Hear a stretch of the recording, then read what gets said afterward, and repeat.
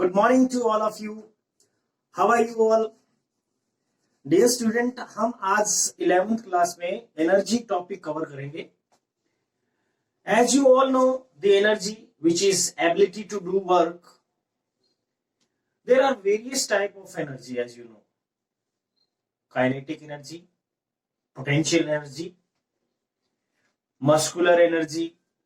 ठीक है, ये आपने बहुत सारी तरह की एनर्जी स्टडी की होगी. Tidal energy, waves energy, heat energy, sound energy, number of energies are there. ठीक है, और जैसे हम एनर्जी की अगर बात करें तो एनर्जी जो है जनरली एक स्केलर क्वांटिटी है. As you know, scalar quantity, इसके जो डायमेंशंस है m1 l2 t-2 same as that of work done. Work done की यूनिट और एनर्जी की यूनिट सेम है. एनर्जी को भी हम ऐसा यूनिट में अगर देखें तो जूल में मेजर करते हैं. ठीक है, और जो एनर्जी के डायमेंशनल फॉर्मूला है it is same as that of work done. Other units of energy अगर हम देखें तो 1 calorie which is again equals to 4.18 joule.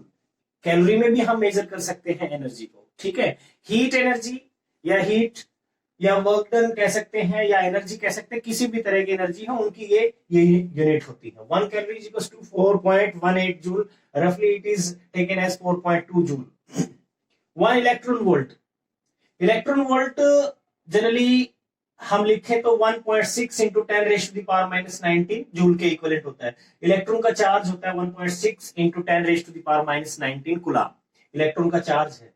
ठीक है, 1 किलोवाट आवर, ये आपने 10th में पढ़ी होगी. इसको हम बोर्ड ऑफ ट्रेड यूनिट भी बोलते हैं. ठीक है, या इसको आपने 1 किलोवाट आवर भी बोला है. 1 kilowatt hour is equivalent to 3.6 into 10⁻⁶ joule के इक्विवेलेंट होता है. ठीक है, इसको हम कमर्शियल यूनिट ऑफ एनर्जी बोलते हैं. इसके अलावा सीजीएस यूनिट अगर देखें तो अर्ग होती है. सीजीएस यूनिट होती है अर्ग. 1 अर्ग इज इक्वल टू 10⁻⁷ जूल के इक्वल होती है. ठीक है, सो डियर स्टूडेंट, अभी हम एनर्जी का ये बेसिक फंडा अच्छे से जानते हैं. हम थोड़ा सा डिस्कस करेंगे जो हमारे मेजर टाइप की जो एनर्जी हमारे टॉपिक में कवर करेंगे वो है kinetic energy, potential energy, mechanical energy. ठीक है, तो ये एनर्जी को हम ज्यादा डिस्कस करेंगे यहाँ पे. ठीक है, तो आज हम सबसे पहले डिस्कस कर लेते हैं kinetic energy. What do you mean by kinetic energy?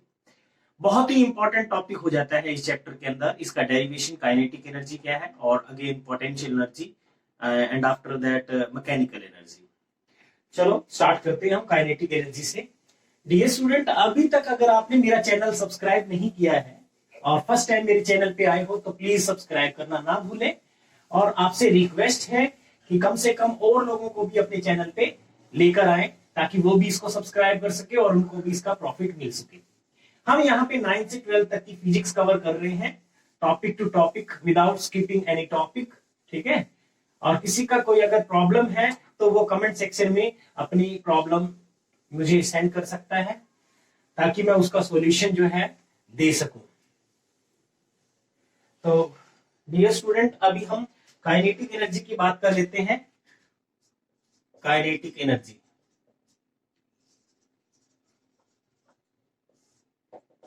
Kinetic energy बहुत ही इजी टॉपिक है, पढ़ा हुआ है आप सबने. The energy of an object with respect to its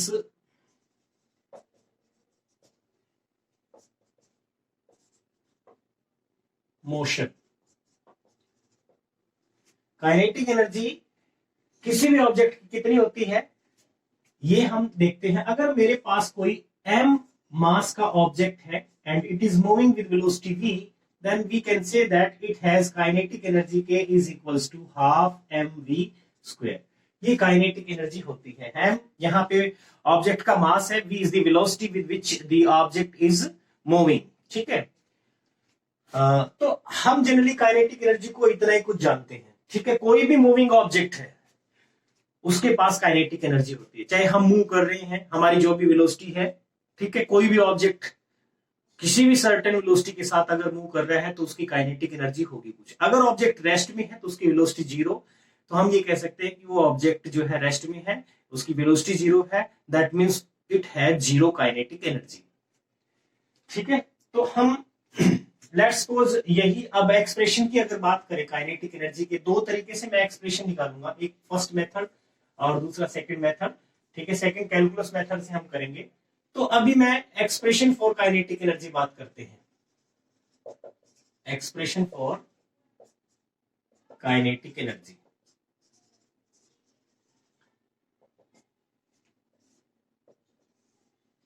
इसके लिए हमने यही ऑब्जेक्ट कंसीडर किया,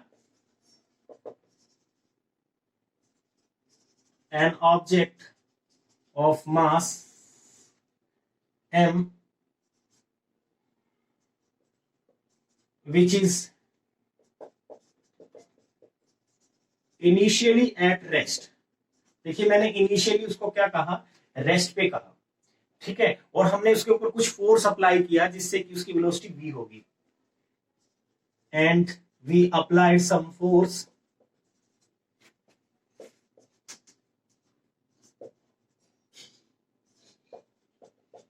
with which it gains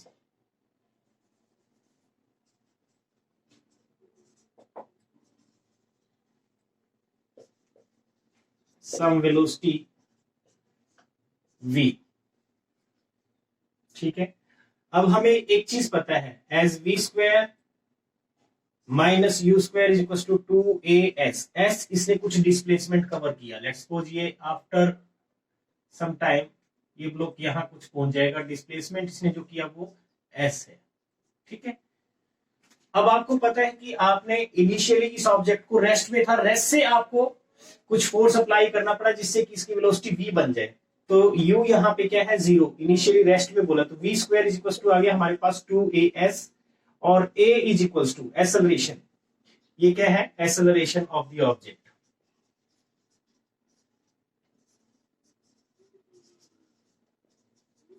acceleration of the object v square divided by 2s, तो ये एक्सेलरेशन आ गई। ठीक है, अब हम बात करते हैं कि कितना वर्क डन हुआ होगा। Work done by external force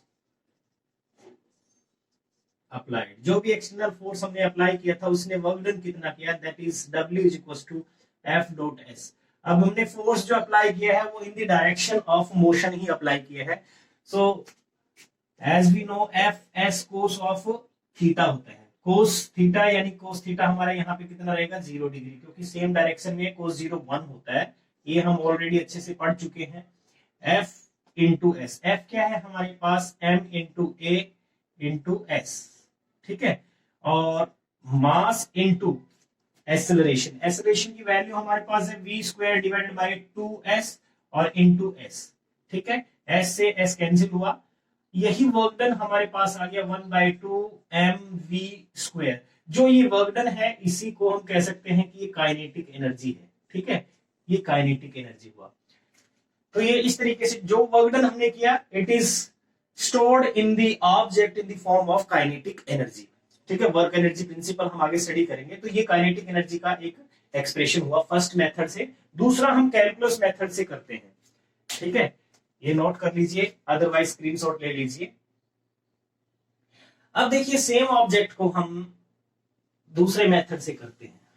दूसरा कौन सा मेथड हो सकता है, यही ऑब्जेक्ट है, इस पे फोर्स अप्लाई किया हमने, और हमने क्या किया, जब हम इसके ऊपर फोर्स अप्लाई करेंगे तो एक्सेलरेशन कैसे कैलकुलेट करें, कैलकुलस मेथड से। ठीक है, ये जो मेथड है बाय कैलकुलस मेथड, ये बाय कैलकुलस मेथड। इसका क्या मतलब, कैलकुलस मेथड का मतलब है आपने डिफरेंशिएशन या इंटीग्रेशन के मेथड से इसको सोल्व किया है। ठीक है, डिफरेंशिएशन और इंटीग्रेशन मेथड से, ये चीज ध्यान रहे, by calculus method. As acceleration as we know a is equals to dv by dt, ये हम acceleration लिखते हैं, हमें पता है। और फोर्स जनरली क्या होता है, force is equals to F is equals to m into a। ठीक है, ये फोर्स होता है। और इसको हम ये भी लिख सकते हैं m into dv by dt, ये भी लिख सकते हैं। और वर्क डन कैसे लिखेंगे, work done W is equal to F dot S लिखते हैं, या फिर F S cos of 0 degree again. और वैल्यू अगर हम पुट करेंगे तो यहाँ पे जो मैंने डी एस, इसको डी एस लिख लीजिए डी एस, क्योंकि हम वेरिएबल डिफरेंशिएशन मेथड यूज कर रहे हैं। तो F D S cos of 0 degree, cos 0 1 होता है, और W is equals to m into dv by dt into ds। अब देखिए हमें ये भी पता है कि ds by dt differentiation form में हम बात कर रहे हैं, तो rate of change of displacement को हमने क्या बोला था, वेलोसिटी, तो ये वेलोसिटी के इक्वल हो गया। सो वर्क डन इसको dw कह के चलिए, क्योंकि आपने ds लिया तो dw है ये, ठीक है। dw इज इक्वल टू हमारे पास आ गया m इंटू v dv, ये dw आ गया। टोटल वर्क डन कैलकुलेट करना है जो काइनेटिक एनर्जी के इक्वल होता है। Total work done integrating both side, integrating both side, दोनों तरफ जब आप इंटीग्रेट करोगे तो ये dw, m कांस्टेंट फैक्टर बाहर ले आइए, v dv। इनिशियली हमने कहा कि रेस्ट में है और फाइनल वेलोसिटी इसकी v बन जाएगी, इंटीग्रेट कर दिया v से 0 से v तक, ठीक है। ये टोटल वर्क डन आ गया w, इसी को हम काइनेटिक एनर्जी k कह सकते हैं, m इंटू और इंटीग्रेशन करेंगे v स्क्वायर डिवाइड बाय 2। देखिए यहाँ पे पावर 1 है और फॉर्मूला आपको बताया था मैंने, वो फॉर्मूला क्या था, integration of x raise to the power n dx can be written as x raise to the power n plus 1 divide by n plus 1। तो यहाँ पे 1 है, 1 प्लस 1 2 डिवाइड बाय 2, ठीक है। लिमिट 0 से v, so kinetic energy can be written as 1 by 2 m v square बन जाएगा, ठीक है। माइनस 0 करोगे तो v स्क्वायर, तो ये एक्सप्रेशन हो गया by calculus method kinetic energy का, ठीक है। आई होप आपको समझ आ गया होगा, स्क्रीनशॉट ले लीजिए। डियर स्टूडेंट, आपसे ये रिक्वेस्ट है कि जो चीज आप देखते हो सिंपल मत देखिए, कॉपी पेन लेकर के बैठिए और प्रॉपर नोट्स बनाइए, आपका बहुत फायदा होगा, ठीक है। 0 लेवल से समझा रहे हैं, कोई पॉइंट में छोड़ता नहीं कि आपको समझ ना आए, ऐसा कुछ होता नहीं है। अच्छे से कॉपी पेन लेके बैठोगे और पूरी शिद्दत के साथ काम करोगे तो बहुत अच्छे से जो है आपको कवर हो जाएगा, ठीक है। और ये रिक्वेस्ट है कि अपने जो भी फ्रेंड है आसपास में उन सबको कहिए कि ये चैनल सब्सक्राइब करे, ठीक है। और आपको ये पता है कि वो चैनल सब्सक्राइब कर लेने से कोई उसका मोबाइल फट तो जाएगा नहीं, तो सब्सक्राइब करेगा, कुछ ना कुछ फायदा होगा, कभी ना कभी लेक्चर खोल के जरूर देखेगा, और लेक्चर देखेगा तो डेफिनेटली उसको कुछ ना कुछ बात समझ आएगी, ठीक है। तो आपके जैसे बहुत सारे बच्चे जो हैं अपने साथ मिल करके पढ़ रहे हैं, ठीक है। कुछ ऐसे बच्चे भी हैं जिनके पास टीचर नहीं है या क्लास नहीं लग पा रही, ठीक है, या फिर ये कह सकते हैं कि उनके पास ट्यूशन व्यूशन पढ़ने का पैसा नहीं है, तो भी वो बच्चे हमसे जुड़े हुए हैं और वो पढ़ रहे हैं प्रॉपरली, और उनकी प्रॉब्लम भी मेरे पास व्हाट्सएप पे आती रहती है। तो इसी तरीके से मैं आपसे भी चाह रहा हूं कि आप भी जुड़े रहें, ठीक है। चलो जी, अब हम बात करते हैं पोटेंशियल एनर्जी का। पोटेंशियल एनर्जी हमने सिर्फ एक तरह की पोटेंशियल एनर्जी स्टडी की है 9th क्लास में,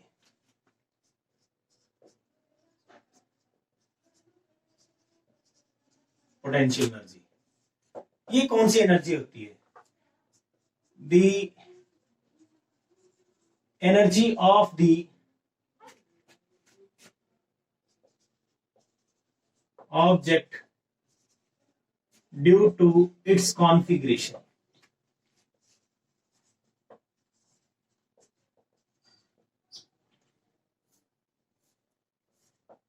इज कॉल्ड पोटेंशियल एनर्जी। अच्छा, एनर्जी कोई भी हो, ये हमें पता है कि उसको हम जूल में मेजर करेंगे। तो ये मैंने कॉन्फिगरेशन वर्ड यूज किया, ड्यू टू इट्स कॉन्फिगरेशन। हमने तो पढ़ा था दी पोटेंशियल एनर्जी का जनरली हमने क्या मतलब समझा था, the energy of an object with respect to its height. Definitely वो भी पोटेंशियल एनर्जी है, लेकिन यहां पे मैंने अभी जो पोटेंशियल एनर्जी बताया वो कॉमनली मैंने डेफिनेशन दी है, क्योंकि विद रिस्पेक्ट टू हाइट हो सकती है। हो सकता है हमारे पास कोई स्प्रिंग हो, उसको हम कंप्रेस करें तो उसके अंदर जो एनर्जी स्टोर होती है उसको कौन सी एनर्जी कहेंगे। ठीक है, कोई ऑब्जेक्ट है हमारे पास, उसको हम अर्थ सरफेस से किसी सर्टेन हाइट पे लेके जाते हैं तो उसके पास कौन सी एनर्जी है। दो चार्ज है, एक दूसरे के क्लोज में लेके आते हैं तो उनके अंदर भी कुछ ना कुछ पोटेंशियल एनर्जी स्टोर होती होगी। तो यहाँ पे अलग अलग टाइप की एनर्जी है, उन एनर्जी का मैं एक बार आपसे डिस्कशन कर लेता हूं। पहला है हमारा जो इसमें हम पढ़ेंगे वो है ग्रेविटेशनल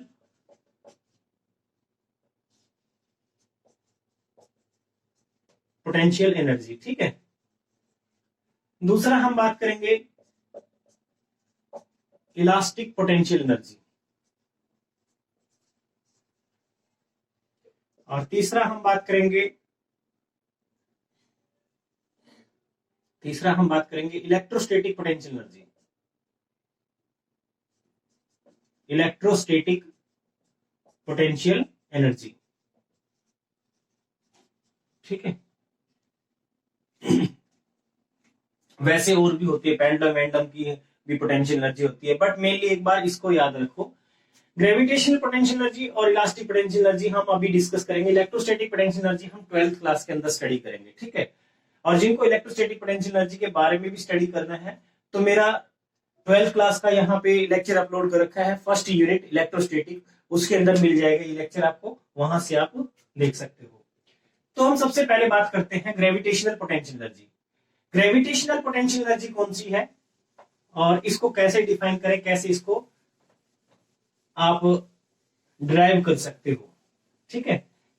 देखिए, जब हम बात करते हैं ग्रेविटेशनल पोटेंशियल एनर्जी, यानी हम बात कर रहे हैं कि हमारी अर्थ के रिस्पेक्ट में एनर्जी हम देखेंगे किसी ऑब्जेक्ट की। जब उस ऑब्जेक्ट को हम किसी सर्टेन हाइट पे लेके जाते हैं तो उस ऑब्जेक्ट के अंदर कुछ ना कुछ एनर्जी स्टोर हो जाती है, और वो एनर्जी कितनी होती है उसको हम बात करेंगे अभी, ठीक है। तो that means the energy of an object with respect to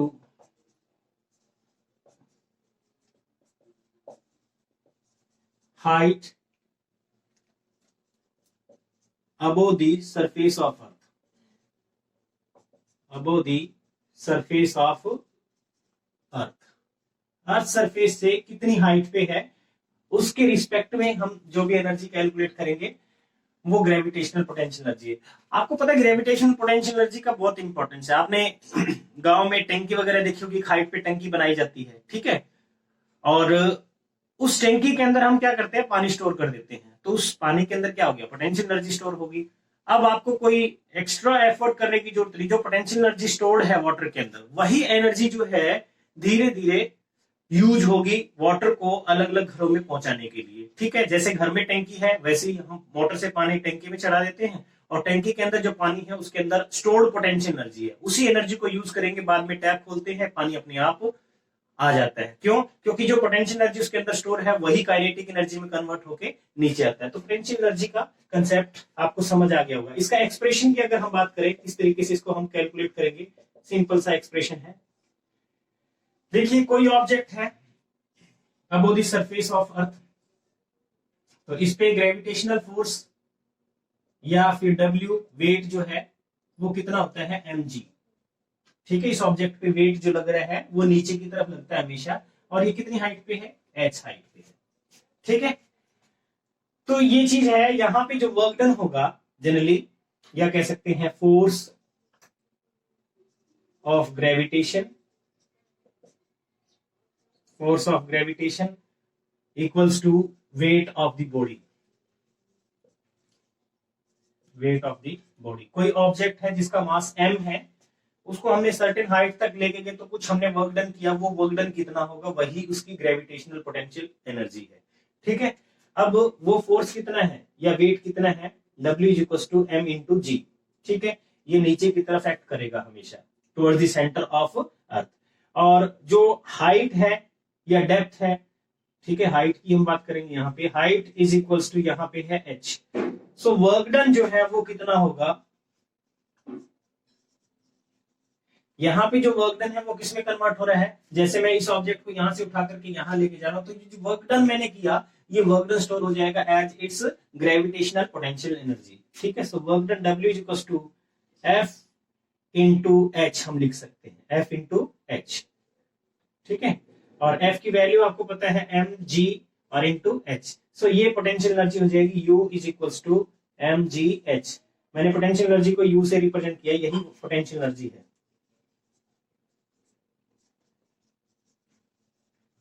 ठीक है, ये पोटेंशियल एनर्जी बन गई। सिंपल है। अभी मैंने यहाँ पे साइन कन्वेंशन की बात नहीं की। जैसे अगर ये ऑब्जेक्ट है, अगर हमने जो वर्क डन किया है अगेंस्ट द ग्रेविटी, इस ऑब्जेक्ट को ऊपर ले जाने के लिए फोर्स नीचे की तरफ लग रहा है, तो हम against the gravity work done कर रहे हैं, वो नेगेटिव होगा। ठीक है, और कोई ऑब्जेक्ट ऊपर से नीचे गिर रहा है, ठीक है, by under the action of force of gravitation, तो वर्क डन पॉजिटिव होगा। ठीक है, तो ये थोड़ा सा अभी हम बाद में डिस्कस करेंगे। अभी मैंने जनरल आपको पोटेंशियल एनर्जी, काइनेटिक एनर्जी है क्या और उनके एक्सप्रेशन के बारे में बताया। ठीक है, उम्मीद करता हूं आपको ये अच्छे से समझ में आ गया होगा, और अगर समझ आ गया है तो प्लीज कमेंट जरूर करना और शेयर जरूर करना। ठीक है, अपने फ्रेंड्स को जरूर कहिए कि चैनल को सब्सक्राइब कर ले। कॉपी प्रॉपर मेंटेन करते रहिए। ठीक है, और इसी उम्मीद के साथ कि आप बहुत अच्छे से स्टडी करो और आपके एग्जाम अच्छे जाएं, आपकी नॉलेज अच्छी बनी रहे, इसी दुआ के साथ thank you, have a nice day, good luck.